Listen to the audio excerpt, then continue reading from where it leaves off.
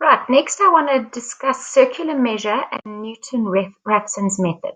Okay, so this is a section obviously that you need to know your formula. And so the important formula that we look at is the area of a sector, which is a half r squared theta. Remember, these are on your formula sheet, but you really should know them. And remember that when we work with these, the angle has to be in radian measure. And the area or the arc length is S equals r theta or L equals r theta. And then the area of a triangle is also very useful, a half AB sine C.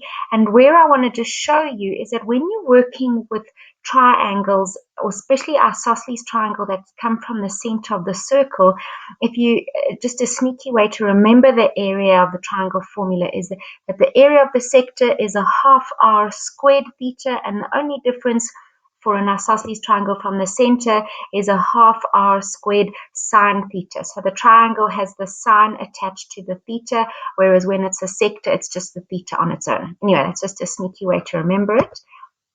So let's have a look at some examples. Okay, the first one is you're given a sector of a circle with a radius of 28 centimeters, has a perimeter which is equivalent to a quarter of its area. Find the perimeter of the sector. Now, this is actually a pretty easy question, but why I put it in here is a lot of people forget that when they're working out the perimeter of a sector, they tend to often just use the length, the arc length. Okay, but just be careful because when you're talking about the perimeter of a sector, it is in fact the two radii as well. So hence it's going to be the 28 plus 28, 56, plus remember the area of an arc, the length of an arc is r theta, 28 theta, r theta. Okay, all right, then what else? Obviously I want to solve for theta, so somewhere they need to give me some more information. So it says there that the perimeter is equivalent to a quarter of its area. So either P is equal to a quarter of A, or A is equal to 4P. And then remember that the area is now equal to a half r squared theta. So I have all my information there, and I can then solve for theta. And it's a nice in fact, it's a nice simple equation, and get my theta. Remember, you have to be in radian measure, and you get theta equal to 0.8.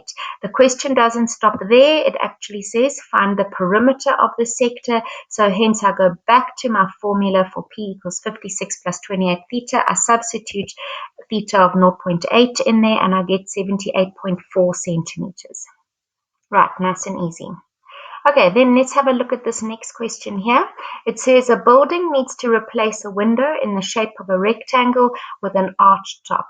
This top is an arc of a circle with center at P and radius 2.7.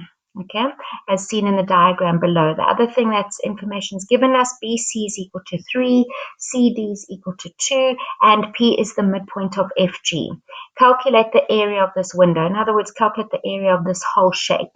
All right, now just remember that there is no one way of doing this. You can definitely do it several different ways. The way I've approached it is that I have seen that this is an isosceles triangle, and if I get given 3 sides, so if that's 2.7, clearly that's 2.7 as well.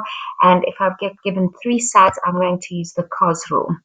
And I want to get theta, because the minute I've got theta, I can then start to work out what the area of this rectangle is. Because I can see I've got a little bit here, a little segment here that is going to be between the area of a sector and a triangle. So I know I need to get the angle of theta. Okay, so I've used the Cos Rule, I've manipulated it, and I end up with theta equals 0.759. Remember, that's not the only method to get theta. Okay, once I've got theta, I'm going to now look and see, okay, how am I going to find the area of this shape? Okay, so if I look at the area of the window, I can definitely break it up into the area of the rectangle. So if you look there, that part is my area of my rectangle. So I've got 3 times 2, which is 6. So that's where that comes from. Okay, and then I can see that I've got, let's just get a pen here. I've definitely got a sector. Let's see if I can be straight. Oops. Okay.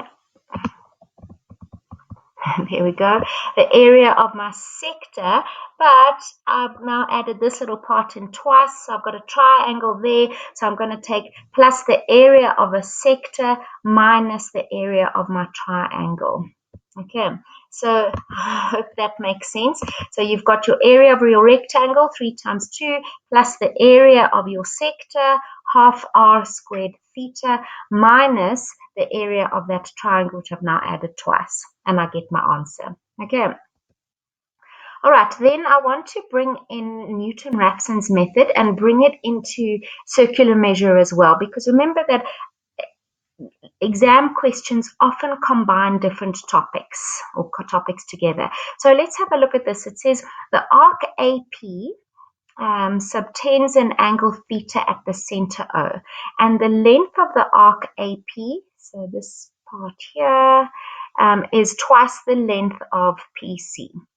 Okay, so the first part is show that 2 sine theta equals theta. Okay, so if we look here, here's our diagram again.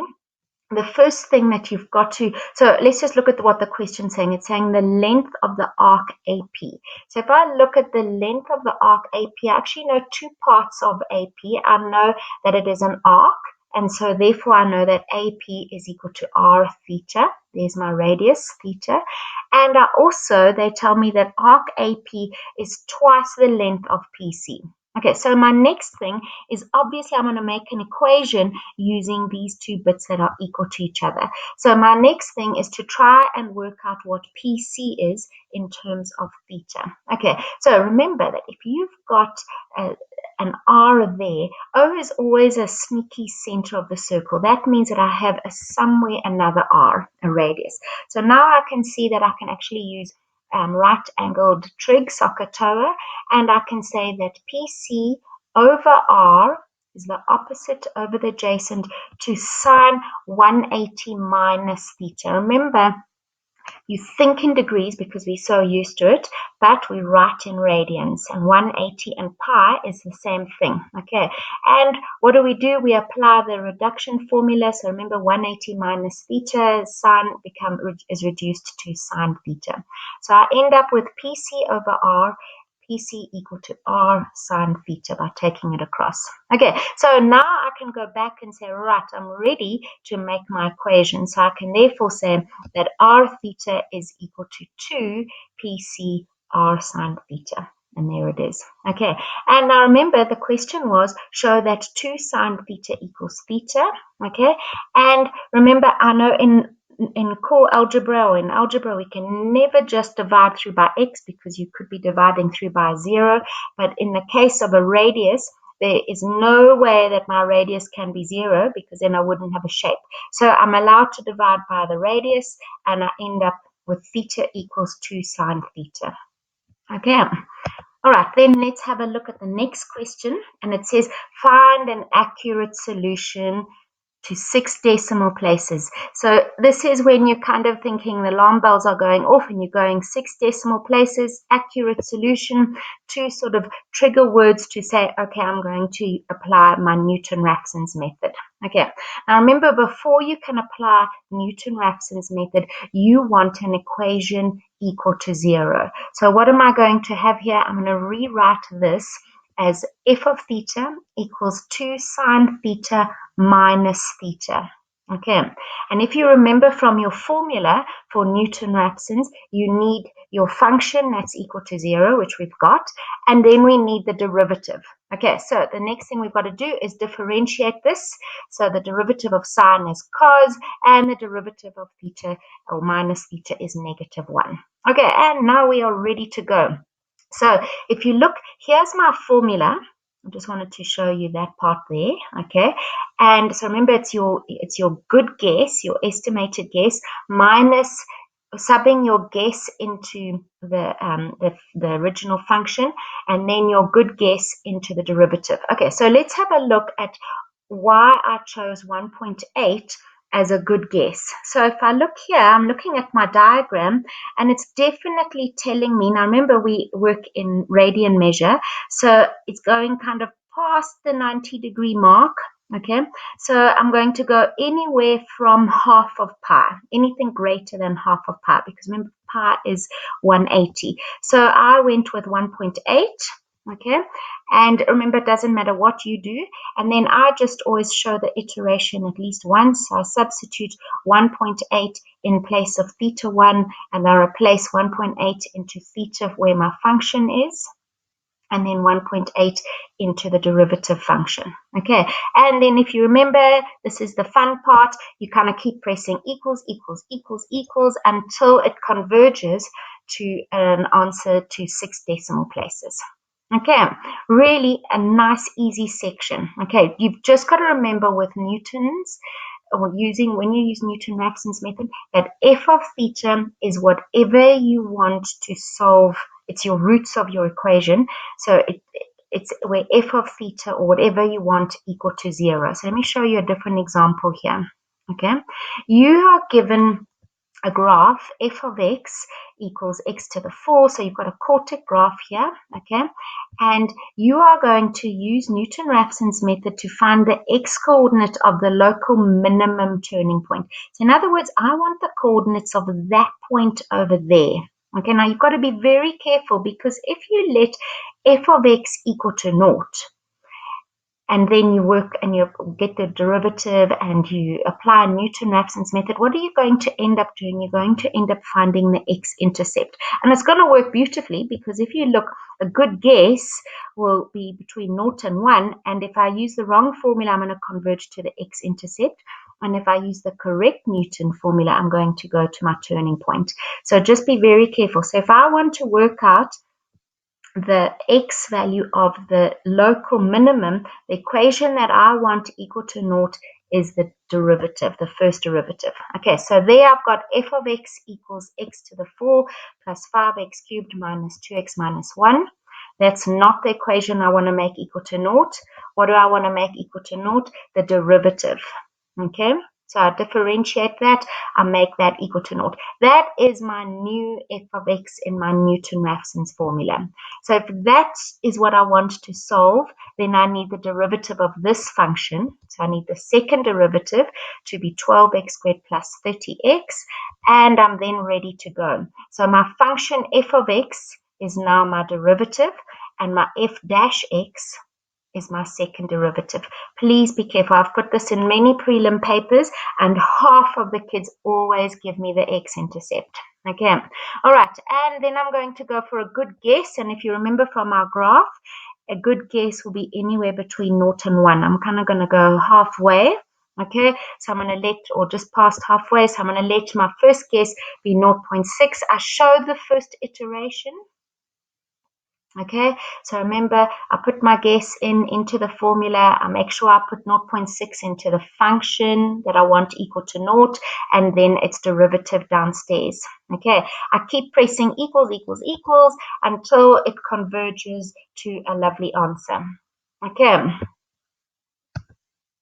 all right, now, beautiful, beautiful question. Okay, so if you look at this, this is a typical exam question, and it's got given f of x is the function, so you've got a nice little parabola there, and it says point A, 4 lies on f of x such that the tangent A cuts the x-axis at B. So here you've got a tangent, okay, that cuts the curve at A, and then you've got a sector that is constructed within the area of this under the curve. Okay, so awesome question, because why? I'm combining the area under a curve, tangent, and sector all in one question. Okay, so I've scaffolded it for you here to A, determine the equation of the tangent AB, and then B, determine the area of the shaded region. Okay, remember that you could easily, if the examiner wanted it to be a problem-solving question,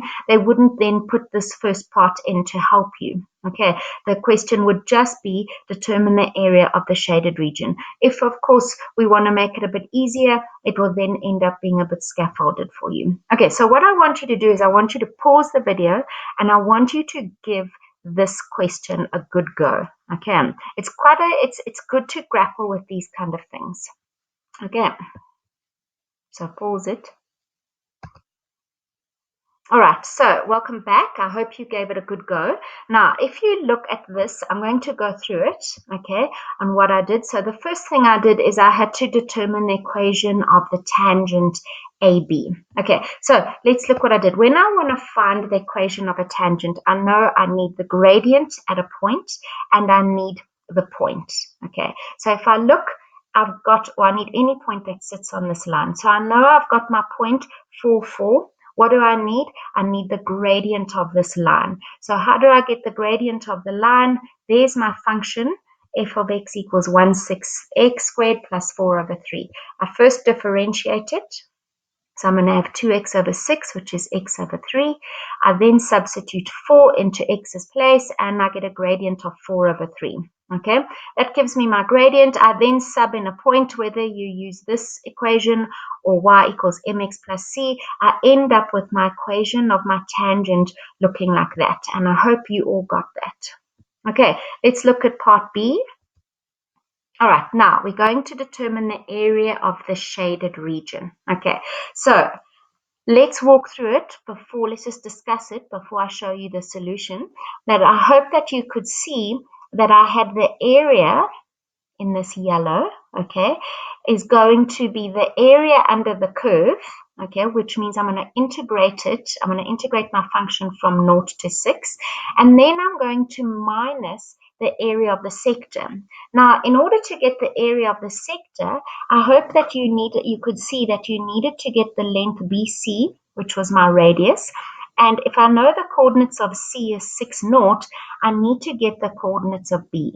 And how am I going to get the coordinates of B? Well, B is the x-intercept of the tangent that I just worked out.